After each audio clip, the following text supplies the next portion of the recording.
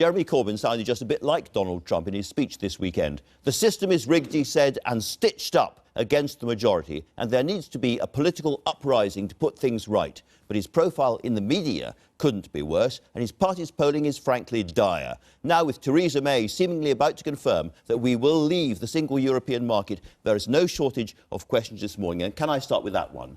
Good morning, how are you? Good morning. Very, very well indeed, thank you. Now, Theresa May pretty clearly is going to say that we should leave the single European market and the customs union. What is your reaction as leader of the opposition to that? She appears to be heading us in the direction of a sort of bargain basement economy on the shores of Europe, where we have low levels of corporate taxation. We will lose access to half of our export markets. It seems to me an extremely risky strategy. I think there needs to be more discussion, more consultation, and recognise that there is a close economic cooperation with Europe that's going to have to continue when we're outside the EU.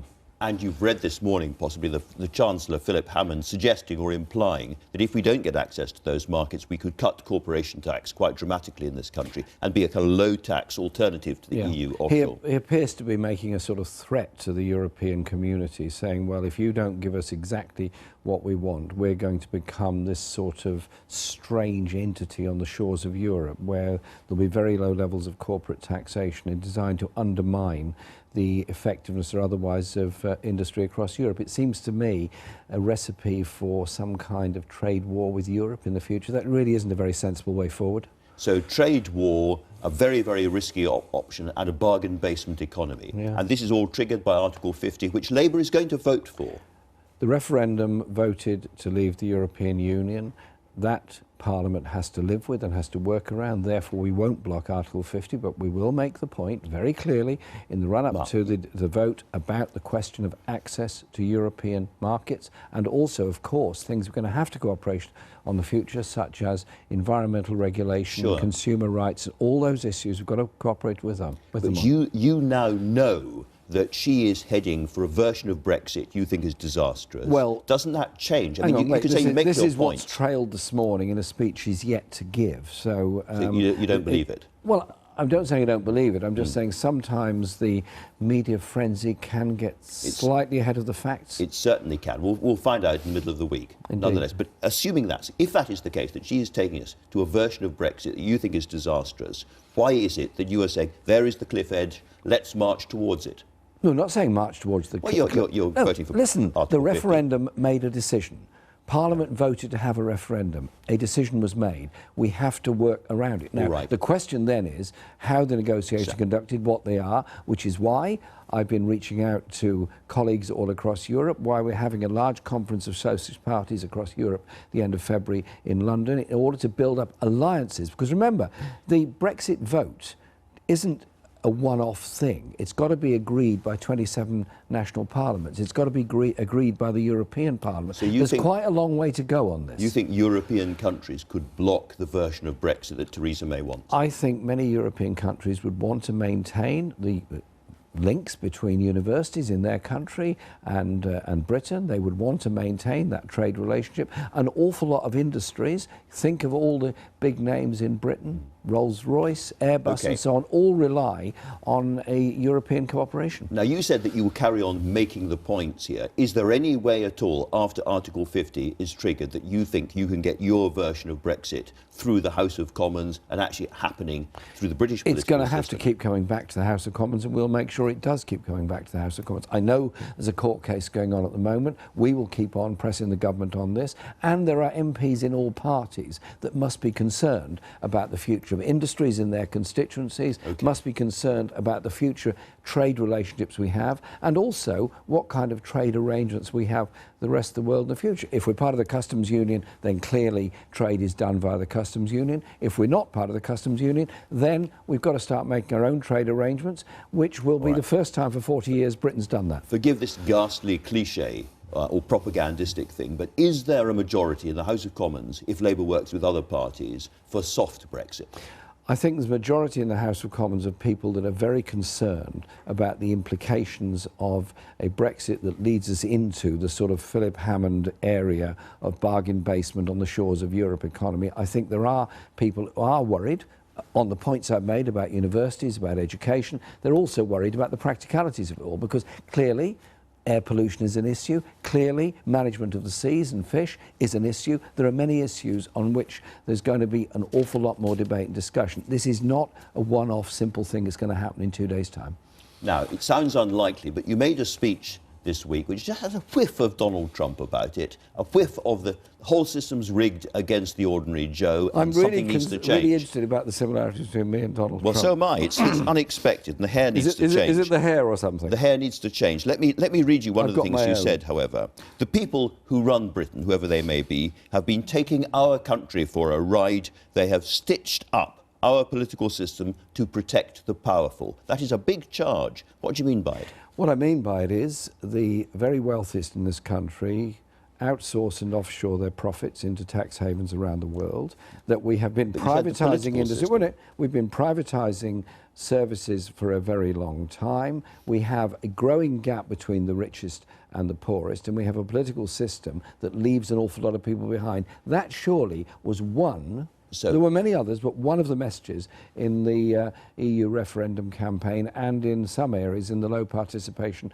in elections. I think But you say the political system itself is rigged or stitched up. What is it about the political system that is rigged or stitched up? We have a House of Lords which is dominated by a small number of people from London and the South East. So would you get rid of it? I would want to see an elected second chamber that is representative of all regions and nations of the United Kingdom. I think that's very, very important. I think it should have an electoral mandate to go with it. I don't think there's anything you can defend. So the abolition of the House of Lords and its replacement by an elected second chamber would be part of a Labour manifesto? Which is not a new concept. It's been in debate for a very long time. But it hasn't been in the manifesto for a while. I would like us to get to that position by 2020. Now, obviously, there are debates in the party. John Trickett made a very interesting speech on Friday about the need for more political representation of the north of England. Absolutely. And we're going to be continuing these discussions in Scotland next Friday. We are setting up a constitutional convention so that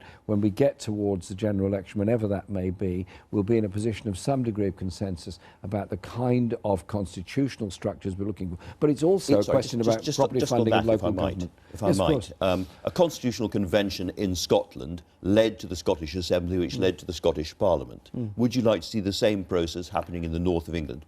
Should there be a north of England Parliament? I think there is an appetite for a stronger form of regional government in Britain, an electoral mandate to do that, but also the levels of investment have got to be shared out fairly across the country. They're not. I'll give you a figure. It was turned down in $1,900 a year is spent idea on transport in the southeast of England, £300 per head in the northeast. That's not fair. So the north is not getting a proper deal, and it might have a parliament as a result. Well, I'm not saying it would be a parliament of the north. It could be a stronger local government, but there has to be a much greater emphasis on the disparity between regions in Britain, the disparity between investment in Britain. It's got to be an issue, surely, about the gap between the richest and the poorest and the amount of money that disappears into tax havens. Do you think you get a fair ride in the media, and do you think media ownership's an issue? I don't think the media are very fair in many ways, particularly towards the Labour Party. An analysis done over the first year since the general election showed that over 80% of the print media was actively hostile to Labour, 80% to the major opposition party. So what would you do about that as Prime Minister? Well, I think we need a process where there is a right of reply. I think we also need to remove... A statutory right of reply. Remove the levels of concentration of ownership into certain organisations. I think that is important. You would attack Rupert Murdoch and the Rothermeres. I think the problem insist on a right of reply of Murdoch taking over completely Sky, for example, is a problem. There also is the question of the BBC Charter renewal, which we would support the renewal of the BBC Charter and the role of the BBC as an organisation that must educate, entertain and inform. Now, in the same speech, you made a big amount of the speech about the NHS, and we've been talking about it this morning in the paper review and so forth, and the crisis. And you say in terms that the Labour Party would find a long-term funding solution for the NHS. But I put it to you, that means nothing unless you tell us what it is. And we've seen a poll in today's papers saying that if people were told that a specific hypothecated tax would go to the NHS, then a majority would support that. Would you go down that route? I am not one that's generally in favour of hypothecated taxation, but I'm prepared to consider it and look at it. The party will obviously consider and look at it. But the reality is, over the next 4 years, there's going to be £70 billion less than could be achieved because of cuts in corporate taxation and cuts in the top rate of taxation. Is that the kind of figure that the NHS needs over the next 4 years? The NHS has been cut, but social care has been cut. The crisis in A&E departments is the symptom, not the cause of the crisis. I spent Friday afternoon talking to a group of GPs and what they go through. And the Prime Minister has a go at GPs. I just simply say this. A 10-minute appointment with a GP actually ends up with half an hour to an hour's work for a GP doing other things as a result of it. It's too simple just to attack GPs and actually very unfair. Absolutely. So I come back to the question, how much more does the NHS need and how would you pay for it? We'd stop the cuts that have taken place in the NHS, but above all, we would put more money into social care. Social care needs several £1 billion more very, very quickly. The idea that £2 billion is a figure that has been put by a number of people. The rise in council tax to pay for social care only raises 400 million, rather less than that. So you have to raise it through ending the corporate tax cuts. This is a really important moment in the history of the NHS. As long as I can remember, governments have been saying, we've given the NHS enough money, and the opposition's been saying, no, you haven't. There's been a few billion here or there moved around the board. But this is a moment when we have to think about the future of the NHS. And you said long-term funding solution. Can I put it to you that that can be and should be, and under you would be, a specific tax targeted, paid for by everybody, to put the NHS into a good place and keep it there? We would guarantee the funding for the NHS. Whether we'd have a specific tax, I doubt, but I'm prepared to consider it and discuss it, as I'm sure all my colleagues are. But if you go down the road of hypothecated taxation, then you're going to do hypothecated taxation for every other service. That's an issue. But I'll just say this. It was Labour that founded the NHS. The NHS is a point of principle in our society. It's a human right to get health care at the point of need. The problem we have is the lack of social care, the underfunding of the mental health service is putting massive strain on A&E departments. The Prime Minister blames the GPs for this. Surely, let's look at the overall issue of the lack of funding of the needs of often very vulnerable people in our society. I thought you had already allocated the corporation tax money for education. You can't allocate it twice. So how much more are you going to get from corporation tax? £70 billion that is going to be reduced from public income over the next 4 years because of the long-term effects of the cuts in corporation tax and profit tax. So why is it that when they're asked, do you trust Jeremy Corbyn and the Labour Party or Theresa May and the Tories to deal with the NHS crisis, more people now back Theresa May and the Tories? That's disastrous for you, isn't it? I think the more people see the reality of the underfunding of the NHS, the reality of the hiving off and privatising of services, the outsourcing of NHS facilities, the more and more disappointed and angry they're going to get. And they will understand the case that we are making. We need to set a stage. The NHS is something that's about our mindset, our security. We're not frightened of getting ill in this country because we can't afford to pay for it. We're all frightened of getting ill. In the USA, the first question you ask somebody who's ill is, what kind of health insurance have you got? Do we want that here? No. Can I turn to another big issue in front of you? You've got a by-election coming up in Stoke-on-Trent Central. That was a core Labour constituency. So long as there has been a constituency, Stoke-on-Trent Central, it's voted Labour. It was also a constituency which voted 70% to leave the EU, heavily on the immigration issue.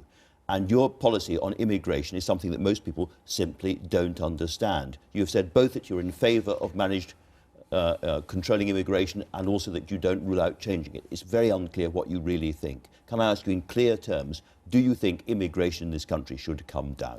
What I think should happen is the end of the exploitation of people, the undercutting and the destruction of working conditions by the bringing in wholesale of workforces to destroy existing conditions. And also, I would suggest that we think seriously about the contribution that migrant workers have made to this country in the NHS, in transport and in education. And at this very moment, The NHS is recruiting doctors all over Europe to try to fill the gap caused by the age profile of our existing GPs. And so, yes, we do need migrant workers in this country. Even if you put to one side the gang masters and the gangs and the recruitment going on in Poland and so forth, 82,000 people from the EU came to this country without a job on their own last year to look for work because they thought they would have a better life. Now, I'm asking you, do you think that is too many? Would you like to see fewer such people? What would you do? Look, it's going to be part of the negotiations about access to Europe. If we are going to have access to a single market, then there's going to be an issue surrounding that. So what I've been talking about all along is the question of ending the grotesque levels of exploitation and the undercutting that goes on. Let's look at the issue of the flow of people in the context of access to a free market. But let's not blame migrants for the problems that we have. Let's look instead at an economic system that has created these levels of inequality and injustice within our society. So you seem to be saying both that you're in favour of you accept there'll be some kind of control, but also that you're against. Let me remind you what you actually said about this, because there's an awful lot of words involved. You said, well, I haven't got it here now. Labour is not wedded to free movement for EU citizens as a point of principle, not wedded to free movement, but I don't want to be misinterpreted, nor do we rule it out. That's a lot of words to put on a poster.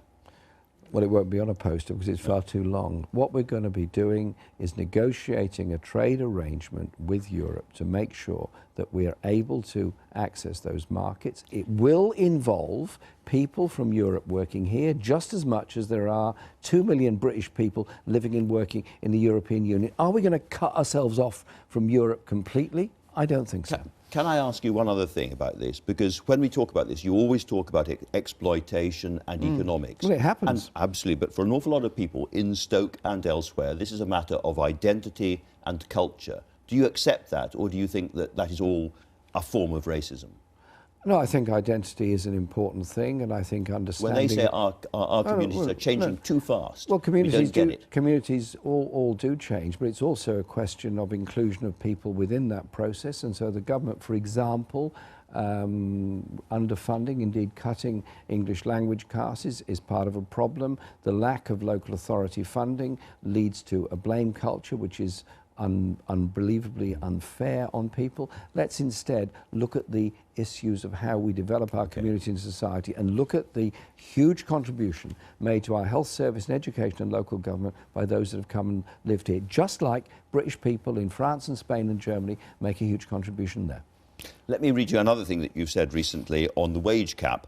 I would like there to be some kind of high earnings cap, quite honestly. You said that this week. Do you still agree with yourself? What we're doing is having a consultation on this. That's one idea. I think a better idea is the ratio concept, which we are putting forward. What kind of ratio? 20 to 1 is 20 to 1 is one that's been put forward. So nobody in the company earns more than 20 times what the lowest person of the lowest.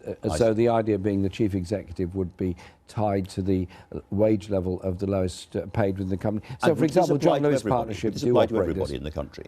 John Lewis Partnership operate this. We would use it, first of all, in the public sector where broadly it applies at the moment, but we'd also use it as part of the procurement power of central government and local government towards those companies that wish to do business with central government and wish to benefit from very big levels of capital investment in projects all over the country. So surely this would make it a much fairer Britain. It wouldn't apply to most private companies, however. It wouldn't apply to the banks. It wouldn't apply to the big engineering companies. I would like it to. That's why I've put the idea out there. And interestingly... It's a very popular idea. It's a very popular idea indeed. I was looking at an opinion poll on this morning. Not that I want to comment on opinion polls, but I understand that it is a popular idea. And certainly the word on the street I've had is that people quite like the idea and want to think about it and discuss it. And we've had some quite interesting responses already, both from businesses as well as unions and as well as individuals. But to be absolutely clear, this wouldn't apply to people like footballers, pop stars... Well, footballers are not CEOs usually of their companies. So they're employees of it. So I think we have to look at it in that form of structure. But also footballers, whilst they are paid ludicrous sums of money, which I suppose we all pay for through our tickets, in reality they're employees for quite a short time with those clubs. Yes, you're going to be contributing to Mesut Ozil's reported £15 million a year wage package. I already do as an Arsenal supporter. Do you think he's paid too much?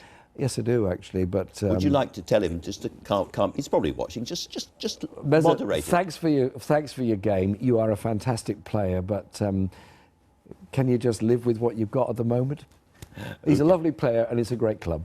Let me turn to, I mentioned Stoke-on-Trent, but there's also the Copeland by-election coming up. Indeed. You have been absolutely clear in the past that you are against nuclear power and you want to see nuclear power stations decommissioned. Is that your message to the voters of Copeland? My message to the voters of Copeland is the NHS is in crisis. Your hospital's about to be continuing underfunded and understaffed, and your A&E department is at risk. But as we both know, it's also where Sellafield is. We will be protecting jobs in that area, and we will also be trying to protect the pensions of those people that have worked so very hard for so very long to keep the nuclear industry safe.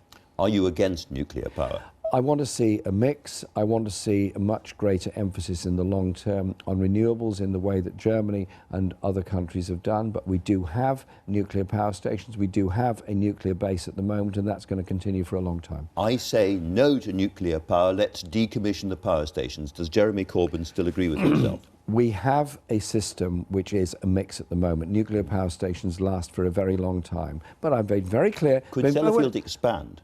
Sellafield is going to be there for a long time as a reprocessing plant anyway, whatever happens to... And there's a big new development, as you know, at Moorfield. That is being 10 billion and so forth. That is being considered at the moment, yes. And would you be happy for that to go ahead? I want to make sure there's an energy mix in this country. We have to, first of all, make sure there is sufficient energy supplies, and there has to be an energy platform. And so what happens in Moorfield is pretty key to ensuring that actually happens. But we have to have a much better energy mix. Otherwise, what do? Go to coal-fired power stations, or do we end up with energy shortages? Now, the party is way, way behind in the opinion polls. You are way, way behind in the opinion polls. You face a series of big by-elections in core Labour seats. If you don't win Copeland, and if you don't win Stoke-on-Trent Central, you're toast, aren't you? No. You're not. Our party is going to fight very hard in those elections, as we are in the local elections, to put those policies out there. But millions of people depend upon you, and things are not getting any better. They're getting worse. You're making the assumption that everything is a problem. It's an opportunity. It's an opportunity to challenge the government on the NHS. It's an opportunity to challenge them on the chaos of Brexit. It's an opportunity to challenge them on the housing shortage. It's an opportunity to challenge them on zero-hours contracts. That's what we're going to be doing. Is there ever a moment that you look in the mirror and think, do you know what, I've done my best, but this might not be for me? I look in the mirror every day and I think, let's go out there and try and create a society where there are opportunities for all, where there aren't these terrible levels of poverty, where there isn't homelessness, where there are houses for all, and where young people aren't frightened of going to university because of the debts they're going to end up with at the end of their course. All right.